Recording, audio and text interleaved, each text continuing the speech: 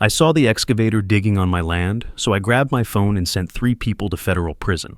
I'm Daniel Cooper, 58, a retired electrician living on 6 acres in rural Oklahoma. Power Grid Services needed my land for a transformer station, serving 8 new factories, and I said no. The location sits right where my late wife wanted to build her dream workshop. They offered $85,000, and I refused. Then $140,000, and I still refused. So they decided to take it anyway. March 12th, at 7 a.m., I heard diesel engines and walked outside to find 2 excavators breaking ground for concrete footings.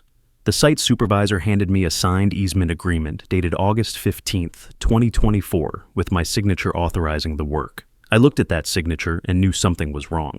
The capital D was completely different from how I write it. I told him to stop work, and he said the paperwork was legal and binding.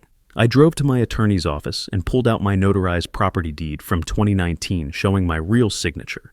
He photographed both signatures side by side and said someone had forged my name, which is a felony in Oklahoma. Then I remembered August 15th was the day I had knee replacement surgery at Mercy Hospital.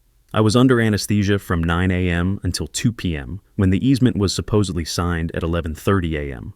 My attorney filed an emergency injunction, and I drove to the sheriff's office with my hospital records, the forged document, and security camera footage showing me in a wheelchair at 11:30 a.m. The district attorney subpoenaed Power Grid's internal emails and found messages from their regional director, Gregory Walsh, telling their attorney, Victoria Hayes, to handle the Cooper problem however necessary. We're already $280,000 over budget. Week 3, the DA referred the case to the FBI because Power Grid had received $4.2 million in federal energy grants. FBI agents found 3 other forged easements in neighboring counties. Walsh had been systematically forging signatures when property owners refused to sell, and Hayes had been notarizing fake documents.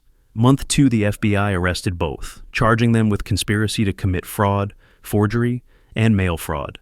The Oklahoma bar suspended Hayes' license immediately, and Power Grid's CEO offered $650,000 to settle.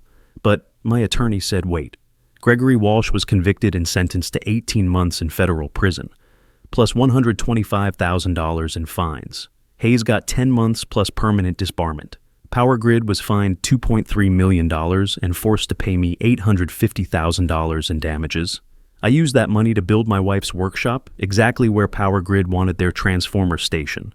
And every time I walk in there, I think about Gregory Walsh sitting in his cell, wondering if 1.2 acres was worth 18 months of his life. What punishment do you think fits someone who forges another person's signature? Tell me in the comments below.